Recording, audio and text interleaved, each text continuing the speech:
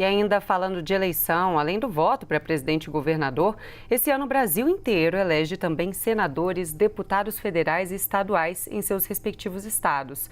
A gente já vai falar sobre a diferença do voto para eleger os representantes no Congresso Nacional, que é uma peça fundamental no jogo democrático e político do país, com a Lara Mesquita, ela que é cientista política e professora da FGV. Oi, Lara, excelente tarde para você. Obrigada pela sua disponibilidade de conversar com a gente aqui na CNN. Muito boa tarde, muito prazer estar aqui com vocês. Obrigada pelo convite. Lara, já queria começar pedindo para você explicar para a gente a relação entre o impacto dos deputados e senadores dentro do governo federal e por que é tão importante quem está indo ali para a urna eleger um senador e um deputado, por que é tão importante que a pessoa saiba escolher e quem que ela está escolhendo ali para esses dois cargos? Bom, o presidente não governa sozinho, ele não faz o que ele quer. Uma vez que a gente elege o presidente ou o governador, ele não ganha um mandato para fazer o que ele quiser por 4 anos. Né? Ele não vira um pequeno tirano, um rei por 4 anos. Ele é eleito para liderar a agenda de governo, liderar as transformações que o país precisa fazer para melhorar a vida da população. Mas a grande maioria das mudanças precisam ser aprovadas através de leis. E essas leis passam pelo Congresso, pela Câmara dos Deputados e pelo Senado. O papel dos deputados e senadores que são eleitos representando a diversidade da sociedade, é garantir que as leis aprovadas sejam boas, de qualidade, mas que elas também reflitam o interesse da sociedade na sua pluralidade, e não só do grupo majoritário, que também as parcelas minoritárias da sociedade estejam contempladas dentro das políticas públicas que o novo governo, ou que o governo de plantão vai implementar. Então, é muito importante, quando a gente for votar, a gente falar, se eu vou votar neste candidato a presidente, eu preciso eleger uma bancada de deputados e senadores que vá ajudar este presidente a implementar a sua agenda, e não que vá impedi-lo, que vai atrapalhá-lo, que vai jogar contra ele. Então, esse é um pensamento estratégico, né, que a gente deve ter. E é por isso que é tão importante, quando a gente for votar, a gente não votar só para presidente, a gente votar também para os membros do Congresso e escolher de maneira racional.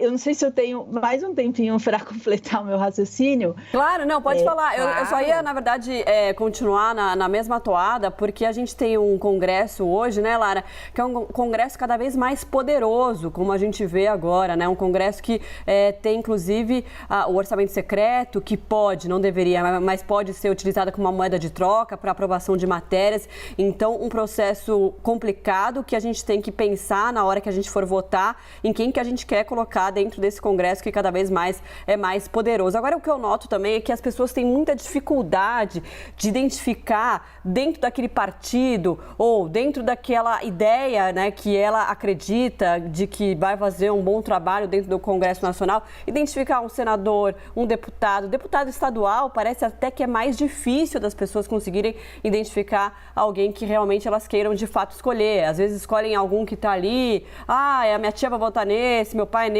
vai. Então, assim, eu queria também que você falasse um pouquinho dessa dificuldade, como que as pessoas podem fazer para chegar num candidato que seja adequado na avaliação dela, evidentemente, do eleitor. Era exatamente esse ponto que eu queria puxar. É muito importante a gente saber que a gente não vota em um candidato. A gente vota em um partido e na lista de todos os candidatos que esse partido está apresentando. Na verdade, o que a gente faz é a gente indica a nossa preferência de ordenação dessa lista. Porque o nosso sistema ele é proporcional. Então, se um partido tiver 10% dos votos daquele estado, ele vai eleger 10% dos deputados.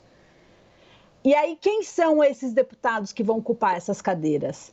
São os deputados que mais eleitores indicaram que gostariam que estivesse em primeiro lugar na lista. Então, a gente vota na lista toda, e depois a gente diz, se eu, Lara, fosse ordenar a lista, eu gostaria que a Marcela estivesse em primeiro lugar nessa lista. Porque se esse partido só ganhar uma cadeira, só vai ter direito a ocupar essa cadeira quem ganhou mais indicação de preferência para estar em primeiro lugar, né? Mas o meu voto é na lista toda e o meu voto vai ajudar a eleger todos os deputados daquela lista. Então, a primeira coisa que a gente deve fazer é escolher qual é o partido que a gente entende que, para qualquer candidato desse partido, que eu estou votando em todos, então eu estou confortável.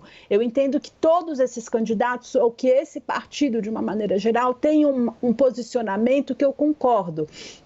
Se o meu tema prioritário fosse a reforma da Previdência, eu vou escolher um partido que lá no Congresso vai votar a favor da reforma da Previdência, ou vai votar contra, se eu sou contra. Isso é mais importante do que escolher o candidato. Então, primeiro a gente escolhe o partido e aí depois você vai lá naquele partido com o qual você fica mais confortável em votar, seja porque você se identifica, seja porque você conhece muitos nomes daquela lista, por alguma razão você criou uma confiança naquele partido e escolhe o seu candidato de preferência ali. Ah, não, nessa lista de candidatos é a Marcela que eu gostaria que ficasse em primeiro lugar para ser eleita se o partido só tiver uma cadeira.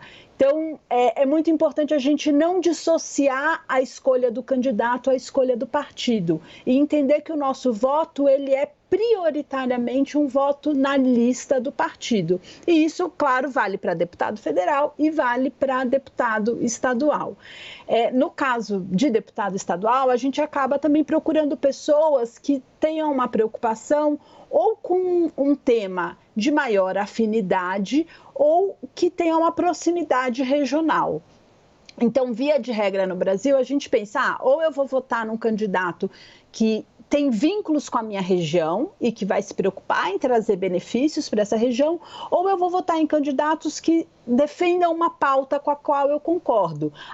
Esse ciclo eleitoral eu estou muito preocupada com a questão do meio ambiente. Então, eu vou escolher um deputado que, independente do vínculo regional dele no Estado, mas que eu sei que ele vai estar lá preocupado com as pautas do meio ambiente, ou com as pautas de educação, ou com as pautas de saúde, né? Via de regra, são esses dois os principais drives para a gente escolher.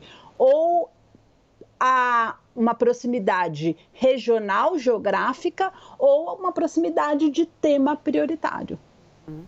Lara, existe uma tendência de baixa renovação ali no Congresso Nacional. Se tratando, por exemplo, de Câmara dos Deputados, a gente tem uma Câmara que tem uma maioria ali aliada ao presidente Jair Bolsonaro, ao atual presidente, que tenta uma reeleição.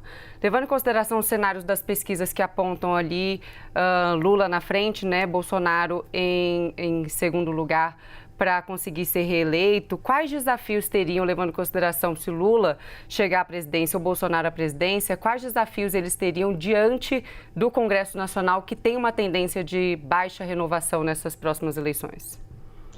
Bom, em primeiro lugar, a gente precisa deixar claro que historicamente a gente tem uma das taxas mais altas de renovação do Poder Legislativo. E em 2018 ela foi 2018, ainda mais, né, alta. Não, historicamente, se a gente comparar com outros países do mundo, o nosso legislativo já é um dos que mais se renovam, muito mais que o dos Estados Unidos, por exemplo. A gente tem, em média, a cada ciclo eleitoral, 50% de novos deputados. Isso foi mais acentuado ainda em 2018, passou dos 50%. A expectativa é que nessa eleição fique um pouquinho abaixo, talvez seja a menor da história, mas ela também não vai ser tão gritante assim. A gente não vai ter manutenção de 70% a 80% dos deputados. Então, mesmo com a renovação não sendo de 60%, ficando ali em 45%, 50%, isso ainda abre espaço para a mudança da maioria. Isso é uma coisa importante. A outra coisa importante é pensar que essa base que hoje dá sustentação ao presidente Bolsonaro, ela é uma base composta por dois grupos. Um grupo que está ideologicamente mais alinhado ao presidente Bolsonaro e um grupo que está pragmaticamente mais alinhado ao presidente Bolsonaro. Seja porque concorda com algumas das pautas, seja porque entende que, para o meu posicionamento político, nesse momento foi melhor me alinhar com o presidente Bolsonaro. Mas esse grupo pragmático, ele já esteve alinhado com os governos do PT no passado. E ele pode voltar a se alinhar com o governo do presidente Lula. A minha expectativa, olhando um pouco o que está acontecendo em termos de alocação de recursos para a campanha, é que o grupo ideológico de apoio ao presidente Bolsonaro diminua um pouco e que esse grupo pragmático dentro dos partidos que hoje apoiam, que são a base do presidente Bolsonaro, que esse grupo pragmático cresça. E se isso se concretizar, se a minha aposta aqui se concretizar, vai ser menos difícil para o presidente Lula conseguir atrair esses pragmáticos para a sua base de apoio. Claro que isso num governo de coalizão, como são os governos em todos os países multipartidários, como é o Brasil, como é a Alemanha, como é Israel, a Espanha, a Itália, por exemplo, o presidente não implementa a sua agenda do jeito que ele quer. O presidente precisa formar uma coalizão e pactuar uma agenda que seja mais ou menos consensual. E alguns partidos ou algumas lideranças vão ter pontos mais fortes em determinadas áreas. Uma das questões em debate vai ser o controle do legislativo. A gente vai continuar dando tanto poder para o legislativo ou o legislativo vai aceitar retroceder a um padrão pré-Bolsonaro e devolver um pouco de autonomia e, sobretudo, controle do orçamento para o executivo. Sim, muito bom. A gente conversou com Lara Mesquita, cientista política e professora da FGV. Muito obrigada. Até uma próxima. Obrigada, boa tarde.